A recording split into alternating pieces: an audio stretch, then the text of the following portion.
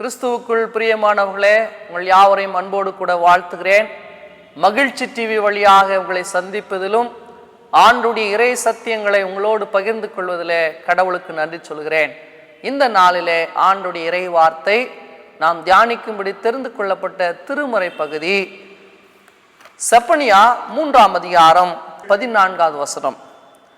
சீயோன் குமார்த்தியே கெம்பீரித்து பாடு, இஸ்ரவேலரே ஆர்ப்பரியுங்கள், எருசலேம் குமார்த்தியே நீ முழு இருதயத்தோடும் மகிழ்ந்து களி கூறு.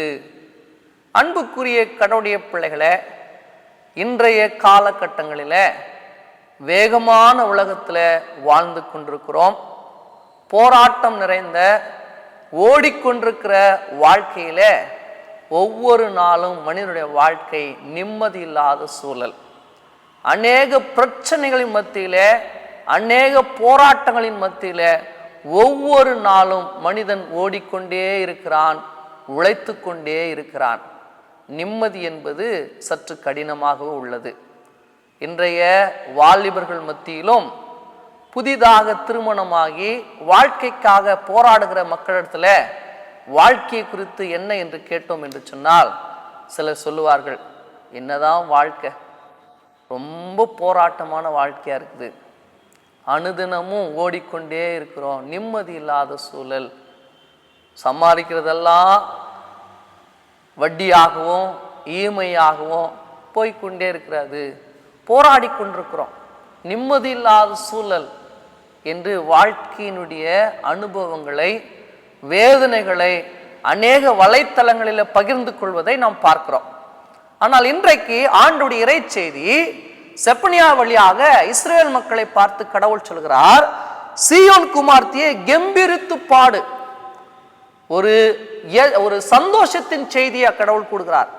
ஏன் என்று சொன்னால், இங்கே இஸ்ரவேல் மக்கள் பாபிலோனுடைய சிறையில, அடிமைத்தனத்துல வாழ்க்கையே போராடி கொண்டிருக்கிற சூழ்நிலையில வாழ்க்கையை குறித்த ஒரு எண்ணம் வேதனையாகவே இருக்கிறது.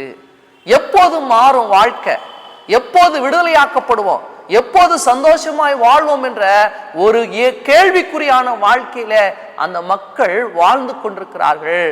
கடவுளுடைய துயரங்களை பார்த்து இங்கே சொல்லுகிறார், நீ கெம்பீரித்து பாடு, சந்தோஷமாயிரு. இன்னைக்கு யாராவது பார்த்து சந்தோஷமா இருங்கள் சொன்னாவே, என்ன சந்தோஷம், ஒரே போராட்டமான வாழ்க்கை தான், சந்தோஷம் என்பதே இல்லை என்று மனம் கசந்து பேசுகிற மக்கள் உண்டு. ஆனால் கடவுள் இங்கே சொல்லுகிறார், நீ சந்தோஷமாயிரு. ஏன் சந்தோஷமா இருக்கணும்? கடவுள் நம்மை படைத்ததே மனிதன் சந்தோஷமா இருக்க வேண்டும், சமாதானமாய் வாழ வேண்டும், அவன் மனநிறைவோடு இருக்க வேண்டும் என்றுதான் கடவுள் படைத்தார். ஆனால் பாவத்தினாலே அந்த சந்தோஷத்தை மனிதன் இழந்து விட்டான். இங்க இஸ்ரவேல் மக்களும் தாவீதினுடைய ஆட்சி காலத்துல சந்தோஷமாய் வாழ்ந்தார்கள். அவர்களை சுற்றி எதிரிகள் இல்லை, அவர்களுக்கு பஞ்சம் இல்லை, மகிழ்ச்சியாய் வாழ்ந்தார்கள். ஆனால் அவர்கள் மகிழ்ச்சியிலே கடவுளை மறந்த போது அவருடைய வாழ்க்கையிலே துன்பம் வந்தது. பல நேரங்களிலே நாம் பேசுவோம் சிலரை குறித்து, சிலர் வாழ்க்கையிலே ரொம்ப மேலாயிருந்து கீழானவர்களாக, வாழ்க்கையிலே அநேக போராட்டம் மத்தியிலே வாழ்க்கை இழந்தவர்களை பார்த்து நாம் சொல்லுவோம், எப்படி இருந்தான் பார்த்தா இப்ப எப்படி ஆயிட்டான், அவனுடைய செய்த பாவம், அவன் செய்த அக்கிரமம் அவனை இவ்வளோ நிலைக்கு கொண்டு வந்தது என்று யதார்த்தமாக நாம் சொல்கிறோம். அது யதார்த்தம் அல்ல, உண்மையாகவே.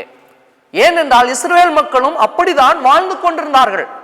மகிழ்ச்சியோடு சந்தோஷத்தோடு எதிரிகள் இல்லாமல் அவர்கள் வாழ்ந்த போது கடவுளை மறந்து விட்டார்கள்.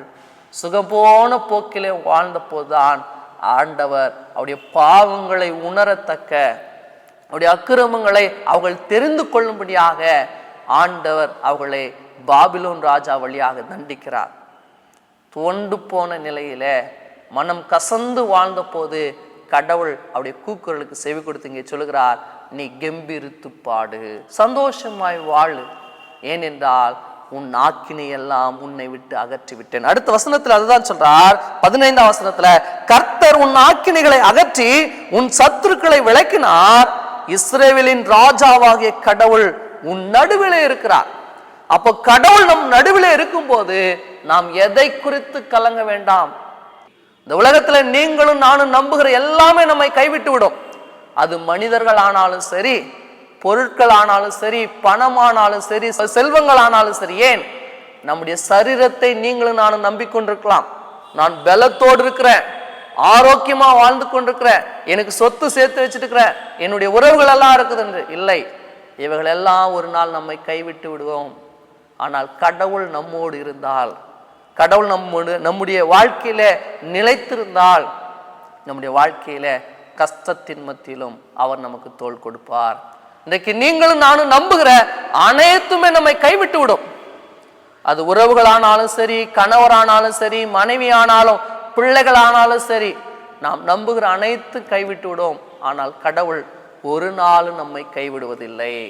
ஏனென்றால் வாழ்க்கையை திரும்பி பாருங்கள். கடந்த 11 மாதங்களில எத்தனை இன்னல்கள் மத்தியில நாம் கடந்து வந்திருப்போம். மரண ஆக்கினைகள், ஏன் நாம் அநேக செய்திகளின் வழியாக கேட்டிருப்போம். இயற்கையினுடைய சீற்றங்கள், நாட்டுக்கு நாடு நடந்த போர்கள், அநேக துன்பங்கள் மத்தியில நாம் கடந்து வந்திருந்தாலும் கடவுள் ஒரு நாளும் நம்மை கைவிடவில்லை. ஏனென்றால் அவர் நம்மோடே இருந்திருக்கிறார். அவர் ஒரு நாளும் நம்மை விட்டு விலகவில்லை. அதனால்தான் சங்கீதத்துல 121ஆம் சங்கீதத்துல சொல்கிறார், கர்த்தர் உனக்கு நிழலாகவே இருக்கிறார்.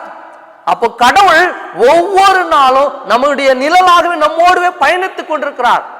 ஏனென்றால் நிழலை மனிதன் மதிப்பதில்லை. யோசித்து பாருங்கள், நிழல் நம்மை விட்டு எப்போது பிரியும், எப்போது உருவாகிறது?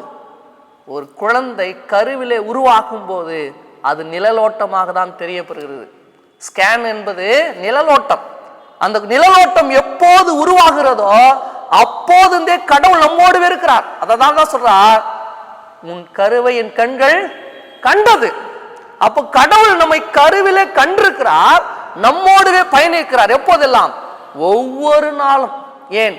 அது வளர்ந்து பெரியவனாகி மரிக்கும் போதும், கல்லறையில இருக்கும் போதும் நம்முடைய நிழல் பெட்டியில இருக்கும். அந்த நிழல் எப்போது போகும் என்று சொன்னால், ஒரு குழியில மண்ணோடு மண்ணும், தூளோடு தூளும், சாம்பலோடு சாம்பலும் என்று மண்ணுக்கு ஒப்பிக்கும் போதுதான் அந்த நிழல் நம்மளை விட்டு போகும். இங்கே கடவுள் அதான் சொல்கிறார், நான் உனக்கு நிழலாகவே இருக்கிறேன். எப்போது இருக்கிறேன்? செப்பனியா வழியாக கடவுள் சொல்லும் போது சொல்றாரு, அவர் உன் ஆக்கினை எல்லாம் நீக்கி இஸ்ரவேலின் ராஜாவாகிய கர்த்தர் உன் நடுவிலே இருக்கிறார். வாழ்க்கை குறித்து கவலைப்படாதீர்கள், எதிர்காலத்தை குறித்து சோர்ந்து போகாதீர்கள். கடந்து வந்த வாழ்க்கையை திரும்பி பாருங்கள். இப்போது நாம் வாழ்ந்து கொண்டிருக்கிற நிலைமை யோசித்து பாருங்கள். கடவுள் என்னை எப்படி அற்புதமாக, ஆச்சரியமாக கடவுள் என்னை வழிநடத்தி வருகிறார். நான் துன்பத்திலே நடுவிலே நடந்தாலும், நான் துயரத்திலே வாழ்ந்து கொண்டிருந்தாலும் கடவுள் என்னை கைவிடவில்லை. அதனால் தான் இங்கே சொல்கிறார், நீ கம்பீரித்து பாடு, சந்தோஷமாயிரு. கடவுள் உன் ஆக்கினை எல்லாம் நீக்குவார், உனக்கு சமாதானத்தை தருவார். ஏனென்றால் இதோ கிறிஸ்துவனுடைய வருகையில் இருக்கிறோம். அவருடைய வருகை என் உள்ளத்துக்கு சந்தோஷத்தை தருகிறது, என் சமாதானத்தை தருகிறது. இன்றைக்கு கிறிஸ்துமஸ் கொண்டாட்டங்கள், எல்லா இடங்களிலும் கிறிஸ்துமஸுடைய கொண்டாட்டம். ஆண்டவர் வரப்போகிறார். ஆம், வரப்போகிற கடவுள் நம்முடைய மீட்புக்காக, நம்முடைய ரட்சிப்புக்காக எல்லாவற்றையும் செய்தவர். இனி வரப்போகிறவர் நம்மை நியாயந்திக்க வரப்போகிறார். மறந்து விடார்கள், நம்மை நியாயந்திக்க வரப்போகிறார். அவன் செய்கைக்கு தக்கபடியாக நியாயத்திற்கு வரப்போகிறார். நியாயத்திற்கிறவர் நியாயாதிபதி சரியாக நியாயத்திற்பார். அப்படி என்று சொன்னால் அவருடைய நியாயத்திற்பிலே நாம் தப்பித்துக் கொள்ளவோம், அவருடைய மகிமையிலே போய் சேரவோம். இதோ நம்மை கடவுளத்தில் ஒப்பு கொடுப்போம். ஏனென்றால் அவரே நம்முடைய ராஜாவாக இருக்கிறார். நம்முடைய ஆக்கினையெல்லாம் நீக்கி இருக்கிறார். நம்முடைய துன்பத்திலும் அவர் கூட இருந்திருக்கிறார். அந்த ராஜா நம்முடைய நடுவிலே இருக்கிறார், நமக்குள்ளாகவே வாழ்ந்து கொண்டிருக்கிறார். அந்த கடவுளில நாம் கம்பீரித்து பாடுவோம். எப்படி பாடுவோம்? அந்த வசனத்தில் கடைசியில் சொல்றார், நீ உன் முழு இருதயத்தோடும் மகிழ்ந்து களி கூறு. இந்த இருதயத்தில் தான் அநேக கவலைகள் உண்டு, வேதனைகள் உண்டு. அதை தான் கடவுள் ஆண்டவர் இயேசு நற்செய்தி பகுதியிலே சொல்கிறார். 5ஆம் அதிகாரம் மத்தேயுவில் 5ஆம் அதிகாரத்துல, இருதயத்தில் சுத்தமுள்ளவர்கள் பாக்கியவான்கள், அவர்கள் தேவனையே தரிசிப்பார்களாம். அப்ப அந்த இருதயத்துல கவலையோடு இருக்கிறீர்களா? கண்ணீரோடு வாழ்ந்து கொண்டிருக்கிறீர்களா? வேதனையோடு இருக்கிறீர்களா? கவலைப்படாதீங்க. உங்கள் இருதயத்தை ஆண்டவரிடத்தில் கொடுங்கள். அவர் உங்களுக்கு பூரிப்பான மகிழ்ச்சியை தருவார். உங்களுக்கு சமாதானத்தை வரப்பட போகிறார். ஏனென்றால் வருகிற ஆண்டவர் சமாதான பிரபு. அதனால்தான் கடவுள் யோவான் 3:16 சொல்றாரு, ஒருவரும் கெட்டு போகாமல் எல்லாரும் நித்திய ஜீவனை பெறும்படி கிறிஸ்துவை நமக்காக கொடுத்தவர், நம்மை ஆக்கினையிலிருந்து மீட்டவர். அந்த ஆண்டவர் இயேசுவுக்கு தம்முடைய இருதயத்தை கொடுப்போம். அதில் பூரிப்பாய் மகிழ்வோம். கடவுள் என்னோடுவே இருக்கிறார். என்னை 11 மாதங்களாக கடக்க செய்தார். என்னோடு இருக்கிற ஆண்டவர் வரப்போகிற புதிய ஆண்டிலும் எனக்கு வாழ்வு தருவார் என்ற விசுவாசத்தில் அவரை மகிழ்ந்து பாடுவோம். அவர்களை களி கூர்ந்து சமாதானத்தை பெற்றுக்கொள்ள தூய ஆவியானவர் நமக்கு துணை செய்வாராக. ஆமேன். ஜெபம் செய்வோம். துதிகளின் மத்தியிலே வாசம் பண்ணுகிற கிருபை உள்ள கடவுளே, கிருபையின் கடல் ஆகிய கிறிஸ்துவை இந்த உலகத்தில் அனுப்பி இதோ பாவத்திலும் சாபத்திலும் வாழ்ந்து கொண்டிருந்த மனுக்குலத்தை மீட்கும்படியாக எல்லாருக்கும் சந்தோஷத்தை தரும்படியான நற்செய்தியாக உதிக்க செய்தீர் சுவாமி. அந்த நற்செய்தியை நாங்களும் இன்றைக்கு பெற்று கொண்டிருக்கிறோம்.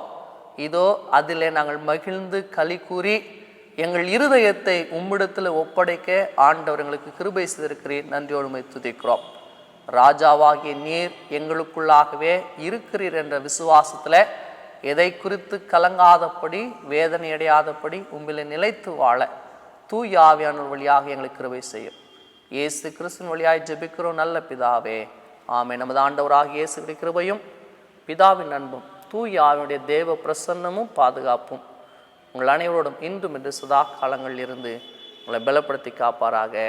ஆமேன். God bless you.